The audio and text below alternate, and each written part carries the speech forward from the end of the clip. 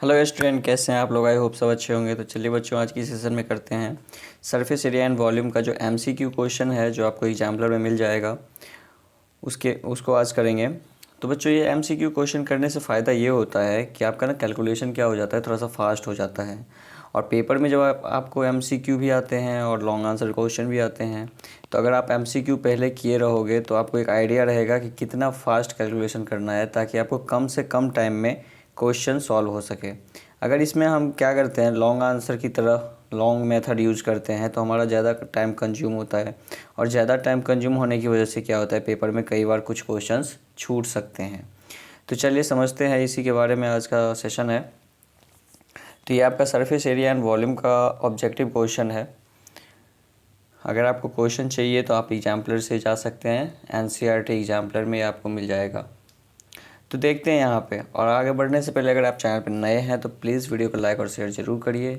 साथ ही साथ चैनल को सब्सक्राइब कीजिए, जिससे कि और भी इसी तरीके का वीडियो आपको मिलता रहे। तो देखिए फर्स्ट क्वेश्चन क्या कहता है, the radius of a sphere is 2r, then its volume will be. तो सिंपली है कि रेडियस हमारा क्या है, 2r। तो वॉल्यूम ऑफ ए स्फेयर क्या होता है, 4/3 पाई r क्यूब। r की जगह पे हम लिख सकते हैं 2r का क्यूब, दैट इज़ क्या हो जाएगा, 4/3 पाई, 2 का एक क्यूब हो गया 8 और r क्यूब, दैट इज़ 8 4 जा 32/3 पाई r क्यूब। तो आपका ऑप्शन क्या हो जाएगा, डी। इसी तरीके से दूसरा कह रहा है, total surface area of a cube is 96 centimetre square.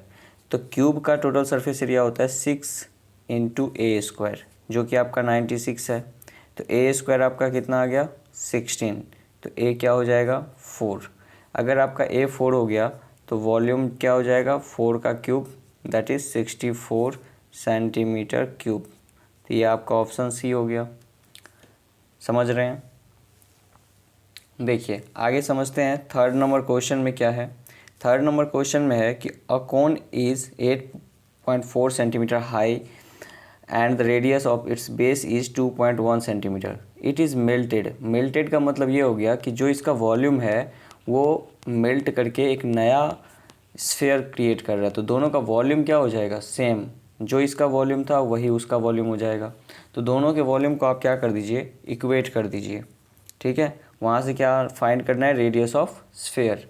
तो मान लीजिए यहाँ पे हमें इसका रेडियस नहीं मालूम, बट हमें इसका वॉल्यूम क्या होता है, 4/3 पाई r क्यूब इक्वल टू, अब कोन का जो हमारा वॉल्यूम होता है वो होता है 1/3 पाई r स्क्वायर h।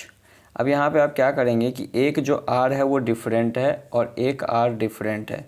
अगर आप दोनों को सेम r यूज करेंगे तो हो सकता है बाय मिस्टेक आप इसे कट कर दें। तो इसीलिए सेम r नहीं लेना है, एक को डिफरेंट लेना है, दूसरे को डिफरेंट लेना है। हाँ, पाई से पाई कैंसिल आउट हो जाएगा, 3 से 3 कैंसिल आउट हो जाएगा। तो यहाँ पे क्या हो जाएगा, 4r1 का cube equal to r square h। r कितना दिया हुआ है, तो बेस का जो रेडियस है वो 2.1 है। तो 2.1 इंटू 2.1 इंटू 8.4, ये आपका आ गया। अब इसे 4 से डिवाइड भी तो करना है, तो r1 का क्यूब हो जाएगा 2.1 इंटू 2.1 इंटू 8.4 डिवाइड बाई 4। 4 से 8.4 को कट करेंगे तो 2.1 हो जाएगा। तो बच्चों यहाँ पे क्या है कि 2.1 इंटू 2.1 इंटू 2.1, अगर हम इसको मल्टीप्लाई करने के बाद क्यूब निकालते हैं तो बहुत ज़्यादा लंबा प्रोसेस होगा। तो हम क्यूब रूट्स का मतलब क्या होता है, क्यूब रूट्स का मतलब होता है कि जो 3 पेयर होगा उसमें से एक हम रूट्स के बाहर फाइंड निकालते हैं। तो यहाँ पे देख लीजिए 3 टाइम्स मल्टीप्लाई हो रहा है, यानी कि हम लिख सकते हैं 2.1 का क्यूब। तो अगर r1 का क्यूब 2.1 के क्यूब के इक्वल है तो r1 किसके इक्वल होगा, 2.1 के, यानी आपका सेम रेडियस है। ठीक है। फोर्थ क्वेश्चन में है कि in a cylinder radius is double. अब जैसे मान लीजिए पहले आपका जो है वॉल्यूम क्या है, सॉरी कर्व सरफेस एरिया क्या है सिलेंडर का, 2πr(h). ठीक है, लेकिन जब आप इसको क्या कर देते हैं, जब आप इसे रेडियस को डबल कर देते हैं और हाइट को हाफ कर देते हैं, तो नया जो आपका सरफेस एरिया आएगा वो क्या आएगा, 2π, रेडियस को डबल कर दिए और हाइट को यानी कि हाफ कर दिए, h/2। तो यहाँ से क्या होगा कि एक 2 से एक 2 कैंसिल हो जाएगा और फिर हमारा हो जाएगा पाई 2 का स्क्वायर हो गया 4r²h। तो कितना हो गया 4πr²h। तो ये जो है ये पहले वाले का क्या है, ये पहले वाले से डबल है। देख लीजिए ये पहले वाला ये है 2πrh, उसका डबल है क्योंकि ये 4πr²h, सॉरी 4πrh है। अच्छा मैं वॉल्यूम निकाल दिया, सॉरी। तो यहाँ पे ये सेम रह जाएगा 2πrh। तो इसका वॉल्यूम जो होगा वो क्या होगा, सेम होगा, आई मीन सरफेस एरिया। ठीक है, डबल करने पे अगर रेडियस को हम डबल कर देंगे और हाइट को हाफ कर देंगे फिर भी हमारा क्या होगा, सरफेस एरिया सेम रह जाएगा। ठीक है, तो चलिए आगे देखते हैं। आगे जो नेक्स्ट क्वेश्चन है 5th नंबर। तो बच्चों यहाँ 5th नंबर क्वेश्चन में है total surface area of a cone whose radius is r/2। तो अगर रेडियस आपका r/2 दिया हुआ है एंड स्लैंट हाइट 12 है तो टोटल सरफेस एरिया क्या होता है, तो टोटल सरफेस एरिया होता है πrl प्लस πr²। तो यहाँ से हम क्या कर सकते हैं, पाई और r को कॉमन ले लेंगे तो l प्लस r हो जाएगा। अब यहाँ पे क्या है कि r जो है वो r/2 है, तो पाई r/2, l आपका 2l है और ये r/2 है। तो यहाँ पे क्या होगा कि यहाँ पे कोई ऐसा ऑप्शन नहीं दिया हुआ है, तो हम क्या करेंगे, यहाँ एलसीएम यूज करेंगे या फिर हम 2 कॉमन ले लेंगे। तो यहाँ पे क्या हो जाएगा, पाई r/2, 2 जब आप कॉमन लेंगे तो ये तो l हो जाएगा लेकिन ये r/4 हो जाएगा। ठीक है, तो यहाँ पे क्या होगा, 2 से 2 cancel, that is pi r bracket l plus r/4। ये आपका हो जाएगा ऑप्शन बी। तो यहाँ तक आपको आई थिंक समझ आई होप समझ आया होगा। तो चलिए नेक्स्ट हम देखते हैं जो हमारा 6 नंबर क्वेश्चन है। तो 6 नंबर क्वेश्चन है, तो प्लीज़ वीडियो के लास्ट तक बने रहिए ताकि आपको सारे क्वेश्चन अच्छे से क्लियर हो सके। देखिए 6th क्वेश्चन में क्या है कि the radii of 2 cylinder, radii का मतलब होता है रेडियस का प्लूरल। तो radii of 2 cylinders are in the ratio of 2:3, यानी R1/R2 का जो वैल्यू है वो 2:3 है और दोनों के हाइट का जो रेशियो है यानी H1/H2 जो है वो 5:3 है। ठीक है, आपको कह रहा है रेशियो ऑफ देयर वॉल्यूम, तो वॉल्यूम का रेशियो क्या हो जाएगा, तो पाई r1² H1 divide by pi r2² H2। ठीक है, तो यहाँ पे पाई से पाई तो कैंसिल आउट हो जाएगा, R1/R2 का स्क्वायर क्या हो जाएगा, 2/3 का स्क्वायर हो जाएगा 4/9 और H1/H2 की वैल्यू कितनी है 5/3। तो फाइनली ये हो गया 20/27। ठीक है, तो ये आपका ऑप्शन हो जाएगा 20/27। The lateral surface area of cube is this. Cube का लेटरल सरफेस एरिया क्या होता है 4a²। तो 4a² की वैल्यू आपको दे रखा है 256। तो a² क्या होगा, तो ये हो जाएगा 64। ठीक है, तो a की वैल्यू क्या हो गया 8, a की वैल्यू हो गया 8। The volume of cube is, तो वॉल्यूम क्या होता है क्यूब का, तो साइड क्यूब यानी 8 का क्यूब, तो 8 का क्यूब होगा 512, तो 512 मीटर क्यूब। तो ये आपका आंसर हो गया कौन सा, ए। तो बच्चों यहाँ पे आपको क्या होता है कि कैलकुलेशन आप तभी फास्ट कर सकते हैं जब आपका टेबल, रूट, स्क्वायर ये सब स्ट्रॉन्ग है, तभी आप फास्ट कर सकते हैं। तो उसको भी आप इम्प्रूव कीजिए थोड़ा थोड़ा करके, जिससे कि आप क्या करें पेपर में आपको ज़्यादा कैलकुलेशन ना करना पड़े। The number of plank of dimension 4 metre, 50 centimetre and 20 centimetre that can be store in a pit which is 16 metre long, 12 metre wide and 4 metre deep is. तो नंबर ऑफ प्लैंक्स पूछा जा रहा है जो इसमें स्टोर किया गया है। तो इसके वॉल्यूम में इसके वॉल्यूम से क्या कर देना है, आपको डिवाइड कर देना है। ठीक है, तो दोनों का यूनिट जो है वो अलग अलग है, एक का यूनिट सेंटीमीटर में है, एक का यूनिट मीटर में है। तो हम क्या करेंगे, दोनों के यूनिट को पहले सेम कर लेंगे।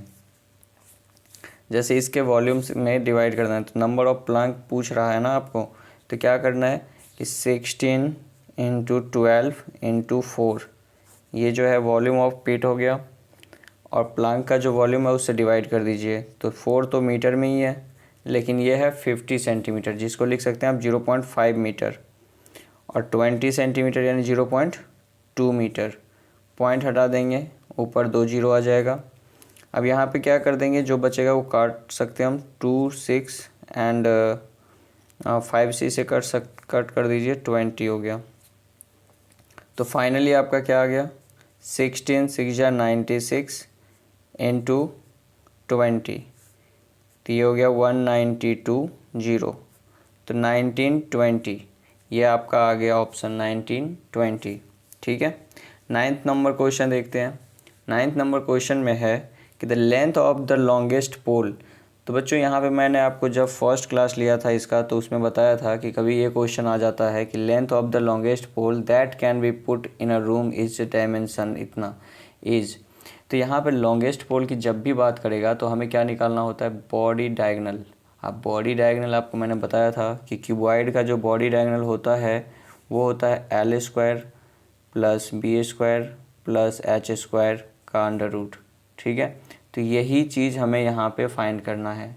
जो लेंथ ऑफ बॉडी डायगनल होगा वही क्या हो जाएगा, लॉन्गेस्ट पोल। ठीक है। तो यहाँ पे क्या है, 10 मीटर 10 मीटर एंड 5 मीटर। तो लॉन्गेस्ट पोल क्या हो जाएगा, 10 मीटर यानी कि 100, 10 मीटर यानी 100 एंड 5 मीटर यानी 25। तो फाइनली ये क्या हो गया, 225, that the root of 225 is 15। तो लॉन्गेस्ट क्या हो गया पोल, 15 मीटर। ठीक है। तो ये आपका ऑप्शन ए हो गया। नेक्स्ट देखते हैं क्वेश्चन नंबर 10 क्या कहता है। The radius of a hemispherical balloon increase from 6 centimetre to 12 centimetre as air is being pumped into it. The ratio of the surface area of the balloon in the two cases is. तो surface area का क्या करना है, आपको ratio निकालना है। तो जैसे कि मान लो पहले आपको क्या है, 6 दिया हुआ है, फिर 12। तो पहले आप लिख लीजिए सरफेस एरिया क्या होता है स्फेयर का, 4πr² होता है, और हेमिस्फेरिकल बलून दिया हुआ है। तो हेमिस्फेरिकल बलून जो है उसमें हमें क्या होता है कि हमें टोटल सरफेस एरिया देखना होगा, और टोटल सरफेस एरिया क्या होता है, 3πr²। तो the radius of a hemispherical balloon increase from this to this. तो यहाँ पे क्या हो जाएगा, 3πr1² divide by 3πr2²। Okay, क्योंकि दो अलग अलग रेडियस है। तो अब इसका रेडियस क्या है, पहले 6 था, बाद में 12 हो गया। तो फाइनली क्या हो जाएगा, फाइनली हो जाएगा 3π कैंसल। तो R1 हो गया हमारा 6 इंटू 6, और R2 हो गया 12 इंटू 12। तो 6 2 जा दैट इज़ 1/4। तो इसका रेशियो हो जाएगा 1:4, जो कि आपका ऑप्शन ए है। तो बच्चों यही था क्वेश्चन। आई होप आपको समझ में आया होगा। अगर आपको अच्छा लगा, वीडियो पसंद आया, तो प्लीज़ वीडियो को लाइक और शेयर ज़रूर करिए। और अगर अभी तक आपने चैनल सब्सक्राइब नहीं किया है तो सब्सक्राइब कर लीजिए। और एक मोस्ट इम्पोर्टेंट थिंग्स कि आगे से जो है इसी चैनल पे आप लोगों को क्लास 10th का भी वीडियो दिया जाएगा। तो आप लोगों के अगर कोई फैमिली या कोई फ्रेंड जो क्लास 10th में है, जिनका बोर्ड होने वाला है, तो प्लीज़ उनको वीडियो ज़रूर शेयर कीजिए, उनको चैनल ज़रूर शेयर कीजिए, ताकि उनके भी कुछ काम आ सके। अगर आपको लगता है कि हाँ कुछ सीखने को मिल रहा है तो उनको भी लगेगा, उनको भी वीडियो पसंद आएगी। तो चलिए मिलते हैं नेक्स्ट सेशन में, तब तक के लिए bye bye, have a nice day, thank you.